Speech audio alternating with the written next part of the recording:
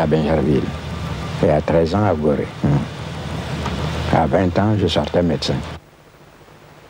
Le village est donc formé par les descendants de ces 5 enfants de Boigny et de Cocobré.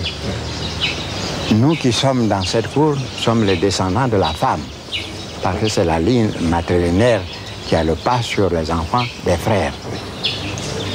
Et ici, en face de nous, c'est la maison de la sœur aînée, peut-être, ici. À sa droite, c'est Madame Pocou, Veuve Pocou, sa sœur. À sa gauche, Yenaba Sissé, c'est une cousine, mais fille d'une tante à nous. Tante. Donc, il n'y a pas, dans notre langue, chez tous les Akans, c'est pas seulement chez nous, au pays baoulé, il n'y a pas de mot pour distinguer le cousin et la cousine issus des tantes utérines. Sont des frères au même titre que les autres, ayant les mêmes droits que les autres. C'est notre salle connue, le conseil de la famille. Voilà. C'est votre sœur aînée qui préside le conseil. Qui préside, qui s'assoit là. Moi, je reste à côté d'elle. Elle vous autorise à vous asseoir à côté d'elle? Oui, oui, je m'assois là. Et les deux sœurs, ah, vous pouvez vous asseoir. C'est pas sacré. Alors, oui, vous pouvez. Et les membres de ceux que nous, les membres de la famille, les descendants des 4 sœurs sont ici, et les cousins descendants de nos frères, les représentants des... Alors nous traitons nos affaires de famille ici. Par exemple, si on vient demander la main d'une femme chez nous, eh bien c'est dans cette salle que nous donnons la réponse. Je marche sans une aiguille sur moi, c'est Dieu qui me protège. La nation chrétienne m'a confirmé dans cette position que le premier droit de l'homme, c'est le droit à la vie. Donc, c'est Dieu qui nous donne la vie, c'est Dieu qui doit reprendre la vie. Et cela, tout le monde connaît Dieu, même les animistes connaissent qu'il y a un Dieu, un être suprême, ils le connaissent. La seule différence, moi qui ai vécu et qui connais les rythmes de l'animisme et qui suis à l'âge de... j'ai eu un vernis de religion, comme la plupart de nos frères. Quand on gratte dessous, il y a l'animisme. La seule différence, c'est que on nous dit, si vous n'obéissez pas à ces 10 commandements, vous pouvez perdre le paradis, perdre le ciel. Ce sont les mêmes commandements chez les animistes, ce sont les mêmes. Mais vous dites, si vous ne respectez pas, vous aurez la mort. Voilà la seule différence. C'est pour cela que quand un vrai animiste doit jurer sur le fétiche, parce qu'il craint la mort, il dira la vérité. Beaucoup plus que le catholique, le protestant ou d'autres. Jurer de dire la vérité, il y en a qui jurent, ça ne les engage pas, ils ne craignent rien. Mais le féticheur, le vrai, l'animiste, il ne peut pas. Il est obligé, s'il est resté animiste pur, il est obligé de dire la vérité. Il ne jurera pas, parce qu'il risque sa vie.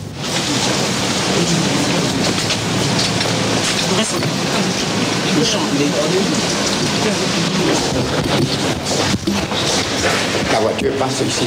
Oui. Dépose le corps, elle ressort de l'autre côté. Vous avez tout prévu? Oui, oui, oui.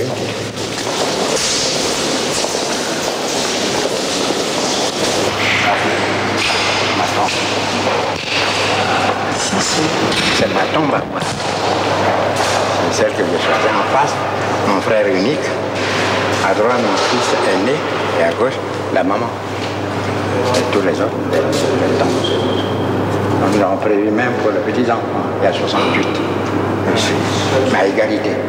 Mais qu'est-ce que ça vous fait, Monsieur le Président, qu'on soit à cet endroit-là? Un baoulé veut toujours revenir, le corps doit toujours revenir au village, même le plus petit. C'est là où il doit être enterré. Et nous en sommes encore là. Oui. C'est après votre mort qu'on décide de votre héritage. Même quand on dit dans la ligne matrilinéaire que c'est le neveu, ça ne veut pas dire forcément tel neveu du vivant de son père, de son oncle. Il y a 3, 4 neveux, 10 neveux, on choisit celui qui pourrait le mieux servir la cause de la famille. Parce que le legs est individu, on ne partage pas. C'est pour toute la famille. Vous êtes le gardien.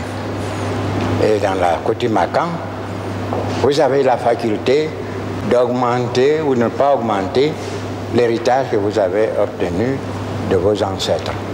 Mais en aucun cas, vous n'avez le droit de diminuer d'un gramme cet héritage.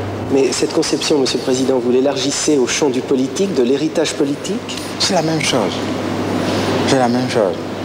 Il faut que le meilleur, celui qui pourrait le mieux assurer la pérennité de l'œuvre, que Dieu nous aide à le désigner.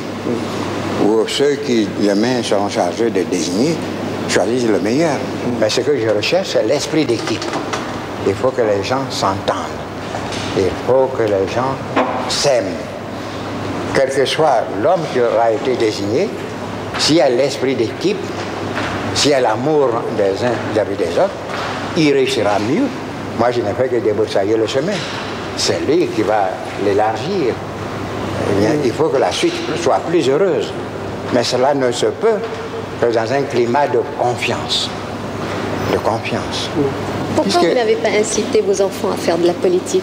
J'ai fait de la politique pour 2 générations de fouilles.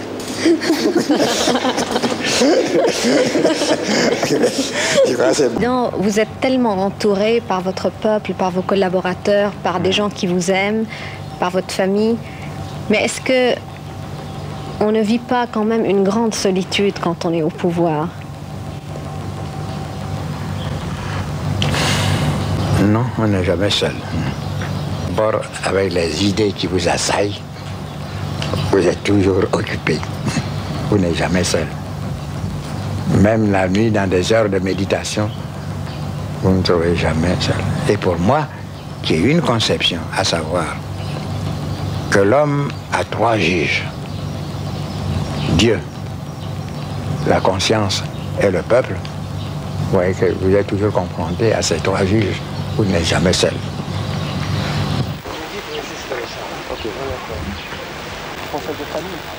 Ce qui nous différencie de nos frères des pays développés, c'est la mémoire qui me relate tout ceci. J'ai pu vous dire, il y a une chose que, comme nous ne connaissions pas les dates, je suis obligé de les noter. Mais de l'âge de 5 ans jusqu'à ce jour, je me souviens de tout ce qui s'est passé dans ma vie. Il n'y a pas un seul homme, même si l'esclavage est doré, qui ne veuille sortir de cet esclavage. Mais pendant toute la colonisation, nous avons eu des contacts humains au niveau de notre territoire, les anciennes colonies, avec des Européens, les Français qui vivaient chez nous. Nous avons géré des affaires communes, ensemble, dans les communes de plein exercice, de moyen exercice, dans les assemblées territoriales, dans les assemblées fédérales, au niveau de Dakar, de Brazzaville et de Tananarive. Et certains d'entre nous sont allés au Parlement français. Et quelques-uns comme moi ont eu le grand insigne honneur de siéger dans le gouvernement français. Ceci n'a pas existé. Nous sommes ici 60 tribus, avec des dialectes différents. Nous ne comprenions pas.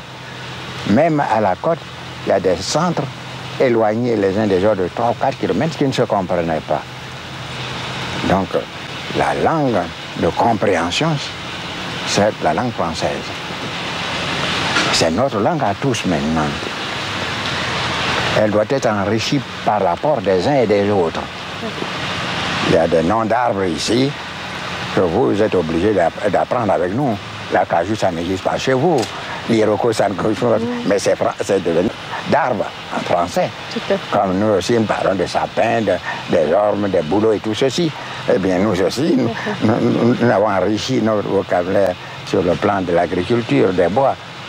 Bien, je crois que c'est un double enrichissement. Un jour, j'arrivais à Paris et il y a un président qui me disait « On vous attend à la Sorbonne ». Je dis « Qu'est-ce que je vais faire ?» Pour un titre, docteur honoris causa, à cause de votre culture. Je dis « Moi, je cultive la terre. Réservez ça à Senghor qui cultive les lettres. Mesdames, messieurs, jeunes francophones, je déclare ouvert le colloque international sur la paix. On oublie souvent qu'il est plus facile de faire la guerre que de faire la paix. Et quand le dialogue n'a pas fait l'économie de la guerre, un jour il faudra bien mettre fin à cette guerre. Il faudra recourir au dialogue, négociation au dialogue. Mais dans des conditions difficiles. Après de destruction de tant de vies humaines, de biens matériels, il y a une citadelle de méfiance qui s'installe, difficile à démolir. C'est pourquoi nous avons préféré, nous, le dialogue que nous considérons comme l'arme des forts.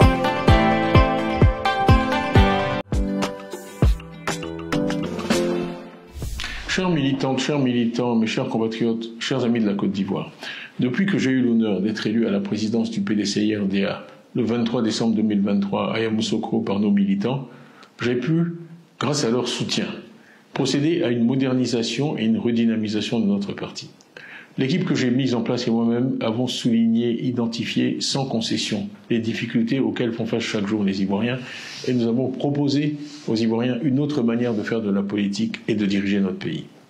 Je remercie ici tous nos militants qui ont travaillé sans relâche partout dans notre pays ces derniers mois pour être à l'écoute des Ivoiriens, pour mieux comprendre et mieux traduire leurs préoccupations, que ce soit le chômage des jeunes ou la cherté de la vie, deux de leurs plus importantes préoccupations. Donc merci donc à tous nos vaillants militantes et militants pour leur travail. Grâce à ce travail, nous avons suscité chez nos compatriotes un engouement réel pour notre parti. Ainsi, le nombre de nos adhérents a doublé au cours des 12 derniers mois. Malheureusement, ces avancées annonciatrices de notre prochain retour au pouvoir d'État ont déclenché des attaques répétées et injustifiées, avec la justice pour principal instrument. En effet, depuis plusieurs mois, le PDCI-RDA et moi-même sommes l'objet d'un harcèlement judiciaire inique et insidieux, orchestré dans l'ombre, mais porté à visage découvert par des personnes manipulées, avec pour seul objectif de nous écarter de la vie publique et politique, de nous priver de nos droits fondamentaux de citoyens et de porter atteinte à ma dignité, allant jusqu'à me contester ce qui est le socle de toute existence humaine, ma nationalité. Toute ma vie a été pétrie aux valeurs ancestrales de ce pays où je suis né et où j'ai grandi. L'éducation que m'ont inculquée mes parents est fortement inspirée de la philosophie humaniste faite de paix, de respect de la personne humaine, de tolérance, de rejet de toute forme de violence que le père fondateur de la nation ivoirienne, Félix Houphouët-Boigny, nous a légué. Malheureusement, il semble que certains d'entre nous n'ont rien retenu de l'histoire récente et combien douloureuse de notre pays. Toutes ces manigances que nous voyons chaque jour visent à entraver la marche vers le pouvoir d'État du PDCI-RDA qui m'a plu. Si vous arrivez à subir une telle diminution, est-ce que vous mesurez la tempête de protestation, voire de révolte? Décidé d'abord comme président du parti en décembre 2023, et puis en avril 2025 comme son candidat à l'élection présidentielle d'octobre 2025. On veut m'écarter du débat démocratique, parce que je suis porteur de l'espoir qu'une autre Côte d'Ivoire est possible.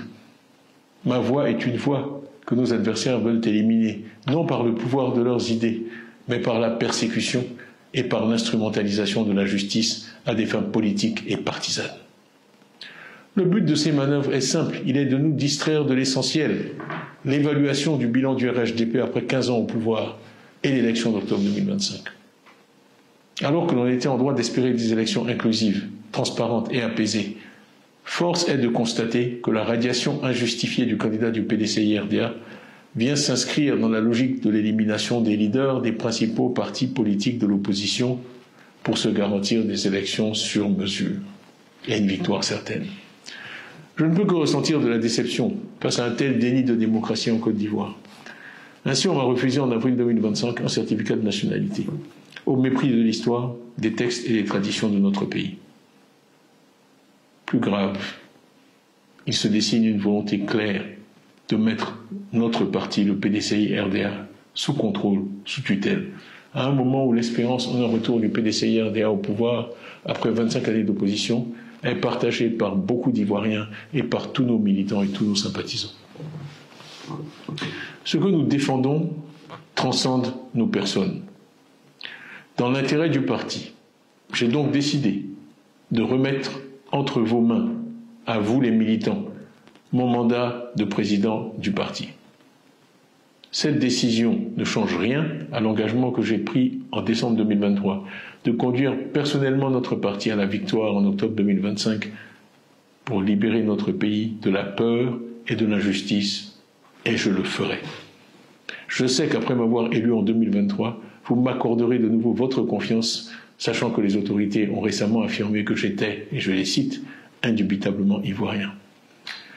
Conformément à nos statuts, les organes compétents se chargeront de prendre dès aujourd'hui les décisions nécessaires dans l'intérêt supérieur du parti pour permettre au PDCI-RDA de poursuivre sa marche glorieuse et victorieuse.